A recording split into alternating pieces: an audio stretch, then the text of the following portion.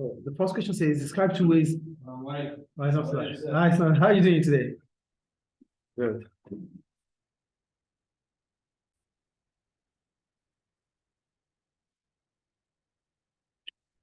So, go to family. Question one. The first question talked about, they said, describe two ways the increase of women in paid employment has affected the family.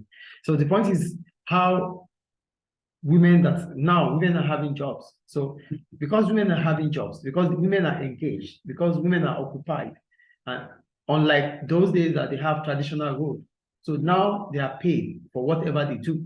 So how has this affected the family as a whole? So it has positive impact and it has negative impact. The positive impact is that with women having jobs now, it allows them to help in sharing responsibility within the family. So that means the men and both partners can have joint conjugal roles, like the role for like expressive roles or traditional roles now. So both men and women can also work together. They can take decisions for the family because they are both working. So that's the positive impact, yes or no? Because now the family can take care of each other. Both partners can help the family. But the problem about women having a job or being financially independent is that they might feel that there's no need to having women or having a man with them. You get the point? So because they are financially stable, they might feel that there's no need to have a man in their life. Because what do they need? They need financial stability, they need financial responsibility. But now they can do it. So because they can take care of the financial needs, it might increase the rate of divorce in the family. Do you understand the point there? Yes. So we'll go to question two. Say, explain two ways the family supports the economy. How does the family support the economy? The family can support the economy through reproduction, because the family will produce children. And these children are the next generation of workers. So why do we call them next generation of workers? We call them next generation of workers because they're going to replace the dead workers. So that means now workers will be available in the economy, which is an advantage. The second point is about children being targeted by producers or by businesses as consumers using pester power. So producers or businesses would make products available and attractive to those children. And as soon as the kids, they see these products, they want to put pressure on their parents to buy them. We call it pester power. Is it clear? Yes. So we'll go to question 3. 2B. So explain these two strengths of Marxist view of the family. So what are the ideology of Karl Marx about family? So for Karl Marx, he believes that, you want to say something? Okay. For Karl Marx, he believes that the society is about the class. That means with every society that we have, it's all about social classes. So for Karl Marx, his own ideology about the family is that the family, he highlighted that the there's close relationship between the family and the capitalist through the father. Because the father is the one that is working. So what happens? Because they are working for the capitalists pay them for the job, right? So they have loyalty to the capitalists, which might make them to always influence their wives, their children, that the capitalists are the best. Yeah. Do you get the first point there? Yes. So the second point is about exploitation of women experience within the family because of the capitalists. So because the capitalists, they want the men to be so hard at work, they want to use men, they want to use the working class. The capitalist uses the working class. What do? They ensure that the women takes care of the men responsibly, like all their needs, welfare, so that men can be so strong to do the jobs. Do you get the point here? Yeah. So capitalists exploit women experiences through the men. Do you get it? Yes. So the women at home, they make sure that all the needs, financial, all the welfare of the man is taken care of in terms of food, so that the man will be so healthy to be able to take care of the jobs of the capitalists. Do you understand? That is Karl ideology about family. Okay. Do you get the point? Yes. He believes that capitalists uses the family through the men that are working for them. Is it clear? Yes. Go to question 3. It says, the experience of childhood. The question says the experience of childhood is different today than in the past. So when we talk about the experience of childhood, that means we're talking about my experience when I was a child to your experience or a new child experience. Are they the same or they have difference? That is the point. So we have to support and oppose it. Okay. So here I go. I said the experience of childhood is different today from the past based on the following reasons. One, in some societies, childhood is moving away from a period of innocence and protection. They are being exposed to more adult realities, such as mental health issues, cyberbullying, and academic pressure. What I'm saying is that these days, in some societies now, the experience that we in the past have, we don't have, they are having it right now. For example, cyberbullying. There was no internet in the past. But these days, children, they can bully themselves through the internet, even if they are not seeing themselves. Yes or no? So that means the experience of childhood in the past is different from the experience of now. That's the first point. Is it clear? The second point is about the mental health issue and adult realities. There are some things that these days we see everything. We see virtually everything that happens to even grown-up people. Do you understand? So, but those days, there's no way you want to know except what they tell you. So they are able to keep their realities away from the innocent child. They are able to protect, the parents of those days are able to protect their children from witnessing their realities, but which is not possible these days. Even if your parents are keeping it from you, the social media will bring it out because some grown-up people will say those things, those realities on social media. So there's no more innocent children and protection of children because things have gone technological. Do you understand? So, and even academic pressure. These days, people place high esteem on merit. That if they see that you need to achieve academic excellence. If not, you are not part of the society. Those days, people that are not well educated could learn craft. It's not necessary you go to school. You could learn craft, trade. So anybody can choose whatever they want that they know they are good at. But these days, it's not the same way. There's academic pressure. You have to do well in education. Yes. Do you understand?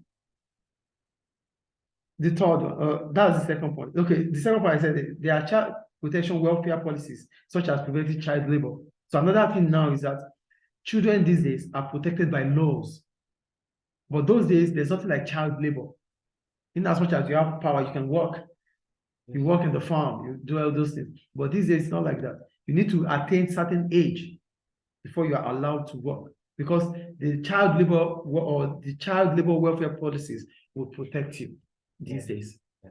These are how experience of childhood is different in those days and now. Okay. Clear? So now I have to oppose that view. I wrote, the experience of childhood doesn't change from the past based on the following reasons. One, gender differences.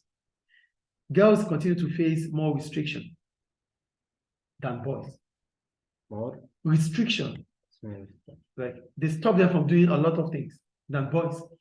So up till now, a lot of girls are not given that freedom to, maybe to go see friends like you would do. Girls are not allowed to drive, like, have their own car. It's difficult. It's not like the way the guys or the boys have access to different lifestyles. The girls do not have it. So that means there are still restrictions. So what is being done, what is being experienced in those days as child is still experienced these days as a child girl. Do you understand? Yes. So you cannot still, as a girl, you cannot still take certain decisions yourself. And in those days, it was just like that too. So that means the view about childhood experience in the past is different from today. It's not based on girls' view. But they said we should find a material that will oppose that argument, that will oppose that information or that view. Okay. Is it clear? So that's about that. Then we'll go to question 4. Question 4 says, evaluate the view that social policies are the main reason for increased family diversity. When we talk about family diversity, we're talking about differences in family. Different families having different views, family having different ways of life. That is diversity. So they feel that it is social policies that warrant this. It is social policies that caused this. Do you get the point?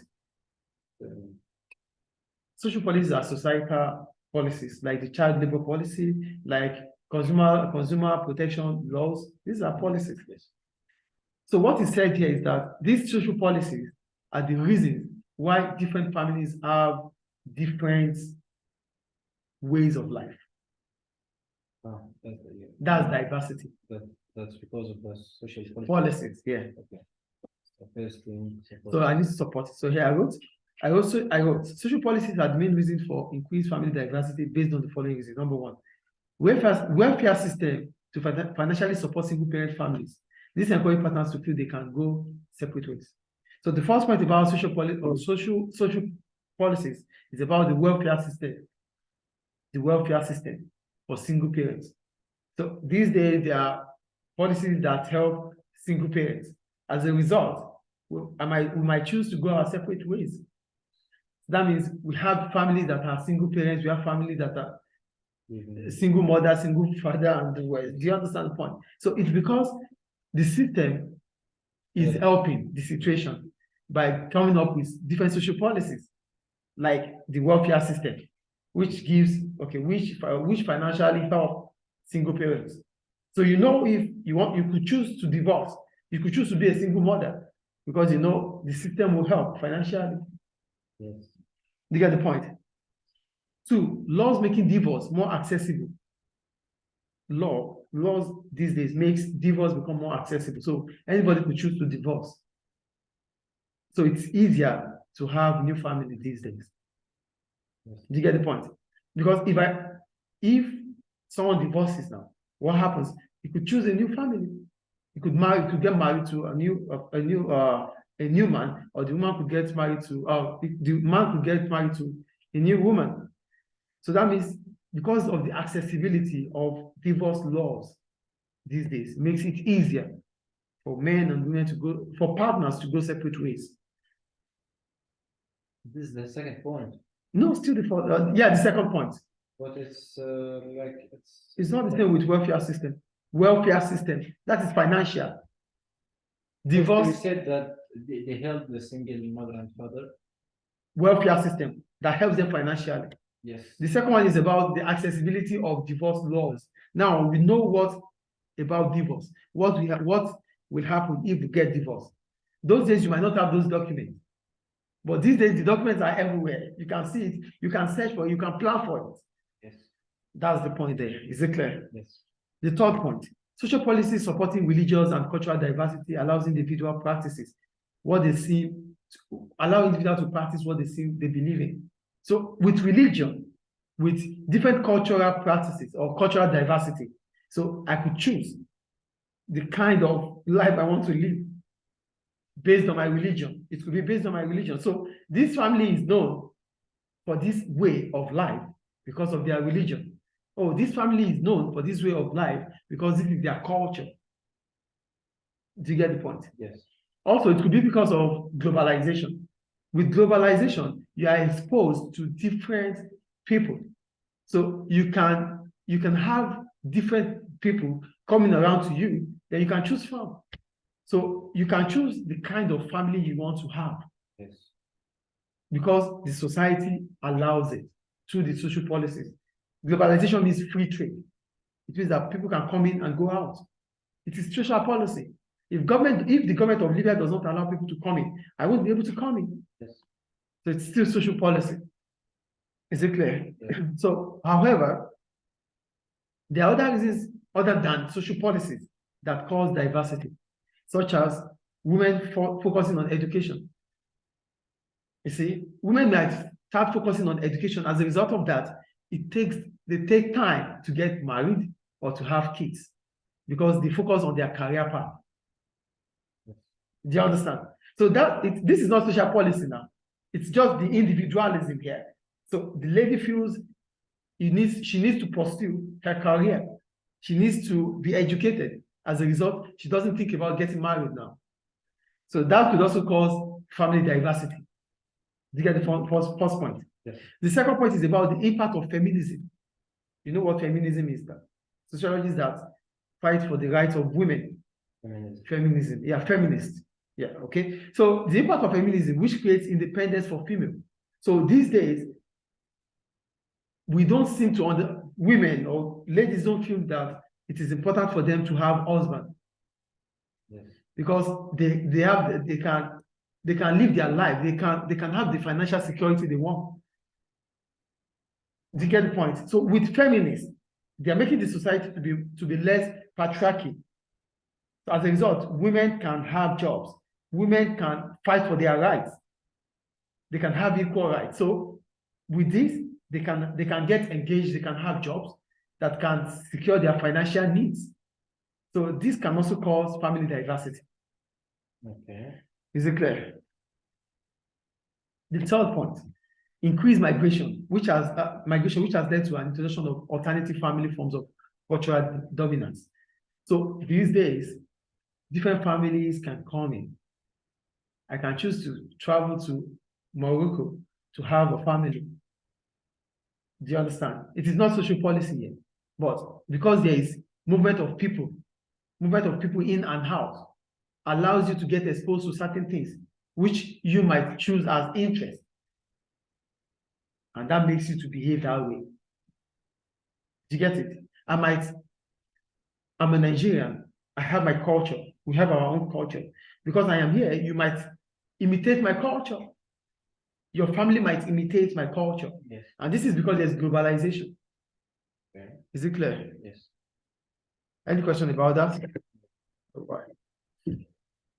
And there's, okay, second to the last one, growth in individualism. I said people now choose the family form that suit their personal interest and ambition. So you're not going to tell me the kind of family I want. I know my interest, I know my ambition, I know what I want. So I will choose a family. I will choose my wife based on my ambition. Then I will raise my family based on my interest. That is growth in individualism. You get the point? Mm-hmm. And the last one is changing social attitudes. And there are wider acceptance of different families these days. Any family that comes is what you take. You are not going to tell me how I run my family. If this is my family, you accept it because there's nothing you could do. If this is your family, I accept it because it's not my family, it's your family. That is what you choose. So these days there is what? Changing in social attitude because there is wider acceptance of different family diversity. Did you get the point? Mm-hmm. People's mindsets are changing. So they accept people's ideas, people's mindsets are changing. People are not close-minded anymore. So they accept any family that comes and introduces themselves. So if this is the kind of family you want, okay, there's nothing we could do about it. It's your family. So nobody controls your family. You control it. You choose it. You choose it. That is the point. Is it clear? Yes. Any question about it?